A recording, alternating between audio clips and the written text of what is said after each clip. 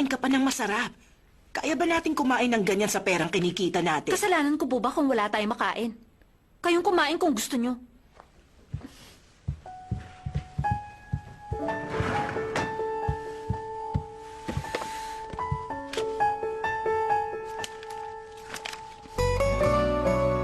Buti pa si ate. Ang sarap siguro ng buhay niyo dun. Sabi nga ayoko pong kumain.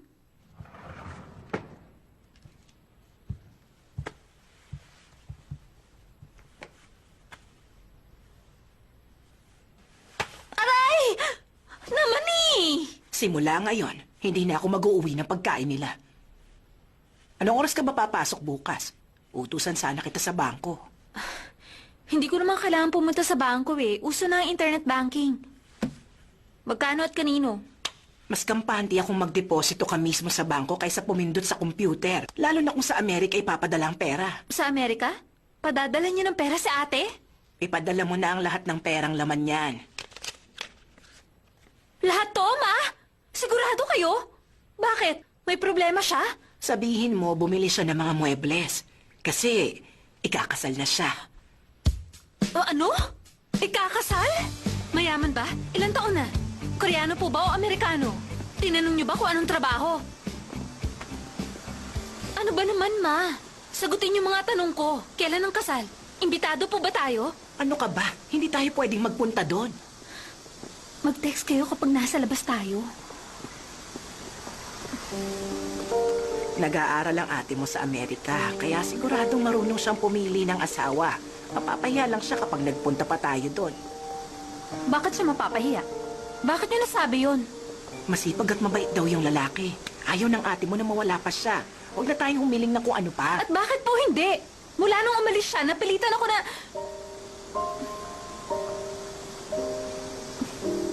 Hindi na ako pupunta sa bangko. Pupuntahan ko siya. Sigurado kayo makukuha niya ang perang ipapadala niyo? Ako ang magdadala ng pera kay ate sa Amerika. May trabaho pa ako. Sige na po.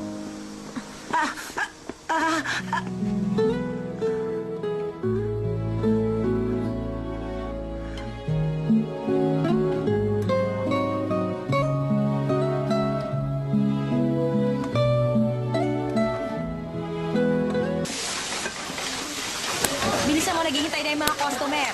O, bilis ito, table 10. Ay, nako. Ayusin mo nga yan. O, ito, table 6 to, ha? O, ready na to. Excuse me. Ay, na-cancel na yun, na-cancel na yun. Yaan mo na yun. Okay, sandali, sandali. Kila, mami.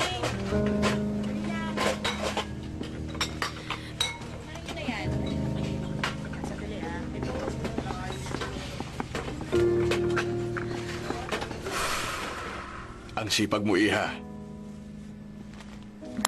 Nagtatrabaho kahit bakasyon. Hindi ka maalis. Gusto ko po sana. Saan? Basta sabihan mo lang ako bago ka umalis, ha? Ikakasal ang ate ko sa Amerika. Gusto ko po siyang puntahan Talaga? doon. Congratulations! Gaano ka ba katagal doon? Hindi na ako babalik. Bakit naman ganun? Kapag kinasal ang ate ko sa Amerika, ibig sabihin wala na siyang balak bumalik dito.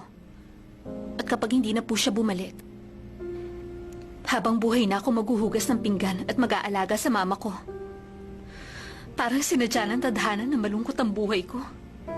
At hindi tama yon.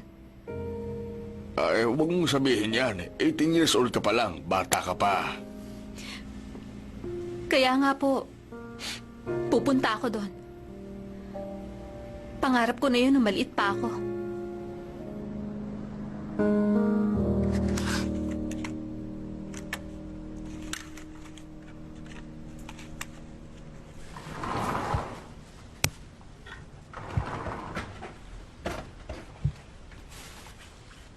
Pinapalitan ko na ang pera nyo. Ibibigay ko ang lahat ng yan kay ate. Mas okay na rin po kasi na umatandang kahit na isa sa atin sa kasal niya. Tsaka nag-apply na po ako ng passport ko. 3 araw lang makukuha na.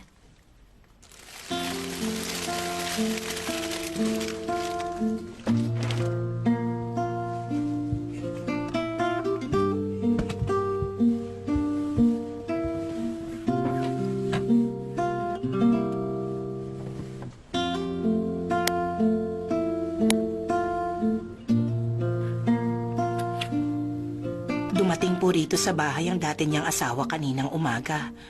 Pasensya na po kayo, ma'am.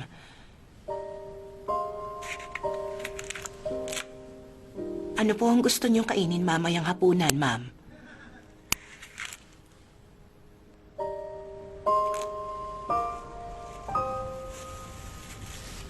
Huwag na po kayong magalit, ma'am. Hindi po kasi ako marunong mag-Ingles, ma'am. Pero sisikapin ko pong matuto. Kailangan kong tandaan to. Dry cleaning only.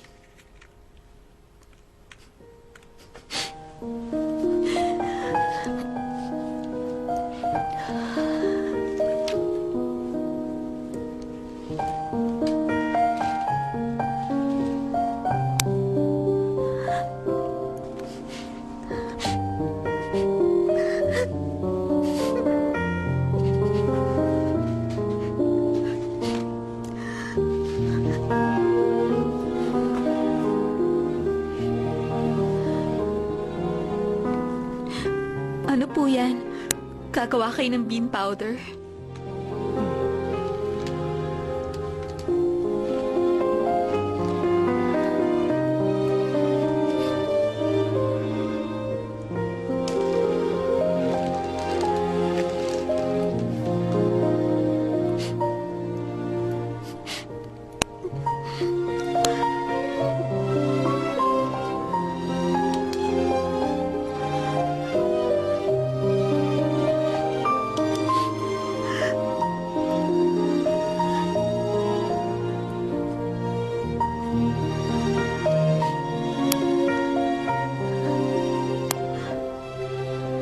Sorry po, Mama.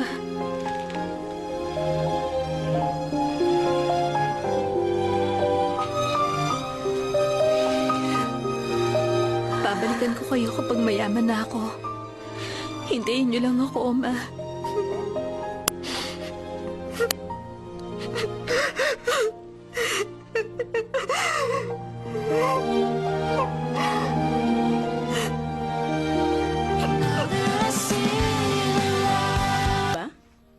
The one on the left. Maybe I should stay there na lang. Do you have to go? Hindi ba pwedeng siyang magpunta rito? Pwede naman. Just try sending him a wedding invitation. Para makita niya ang mother-in-law niya na nagpapakasal sa bago niyang lalaki.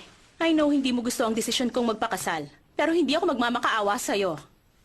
It's because you know na hindi mo ako mapipilit. This is all just nonsense to me. Pwede naman kitang i-disown if you want. Para mawalan ako ng mana, ganon?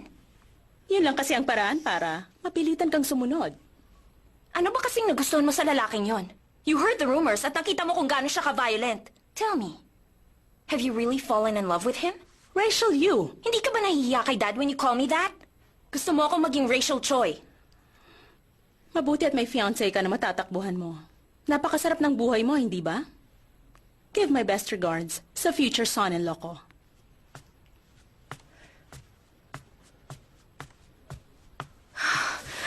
She makes me so mad.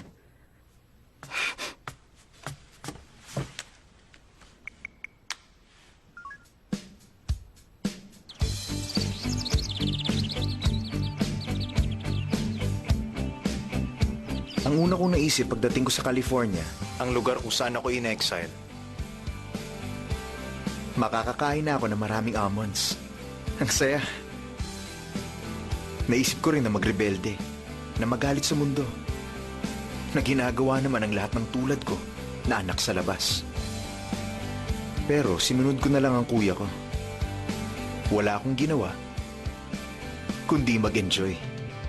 At dahil doon, naka-alerto agad ang mga pulis pag nakikita nila ako. Center of attention ako sa school namin at naging expert na ako sa pagpapayak sa mom ko na naiwan sa Seoul. Somebody's calling. It was in the living room. Thanks, Rachel. You're not gonna answer it? It's been ringing for a while. No, I already know who's calling. It's my fiancée. She's either about to get on the plane, or could be on the plane, or already here. It's our engagement anniversary soon. You look like none of that's a good thing. No, I always look this good. Huh, okay. What are you doing? Pack your stuff. You said it was your anniversary. I'm too lazy to celebrate.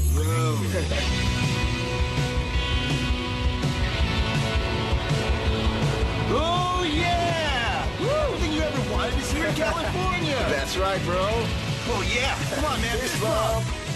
Woo! Woohoo! Yeah! Yeah, man! Woo! Yeah!